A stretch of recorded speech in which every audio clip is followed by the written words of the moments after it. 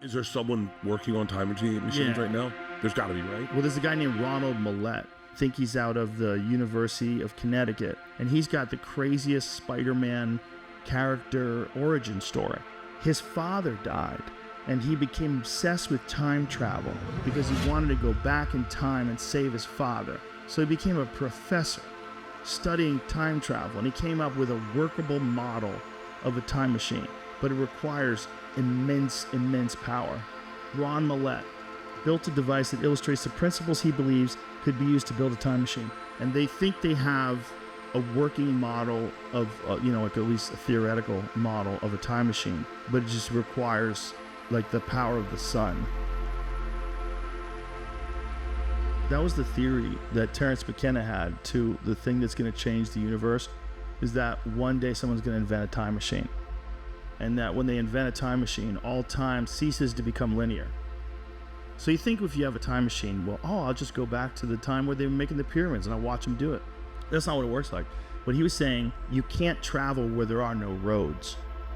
So once a road gets built, then you can travel. So once a time machine gets invented, then anyone from the invention of the time machine forward to forever can come back to that moment and can go to any point in time. So all time ceases to be linear.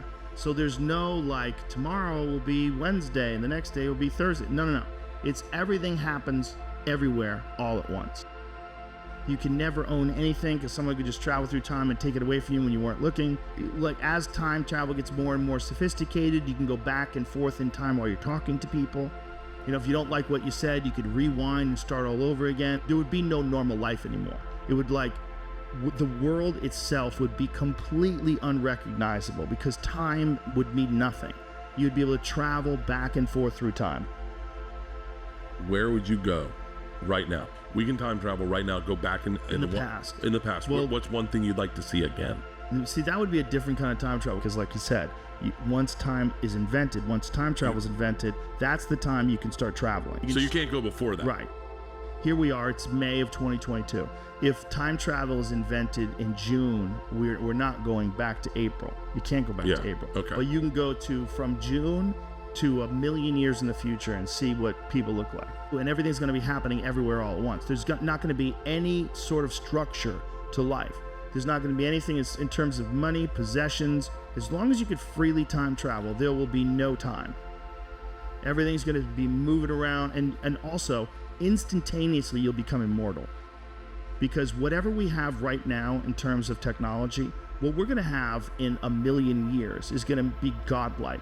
And you're going to be able to travel to that if in fact that actually does even take place. Because the question becomes like, what is the future if time travel does exist? So if time travel exists in June of 2022, is there even a future? Like, does it even take place? Because how can anybody invent things when they can just travel to a point where someone invented it already? But how are they gonna invent it already if you can just travel to the future? And do they invent things still? Or do people, if they do invent things, what's to stop people from going back before them and taking the idea and introducing it before that? Thus, there'll be no intellectual property because there'll be no way to say you came up with it first. And I think there's a guy from, the early 19th century, Kurt Gödel. He wasn't from the early 19th century, early 20th century, and he had a working model of a time machine too. But it involved something as large as like the solar system. Like you needed a machine the size of a solar system or something crazy.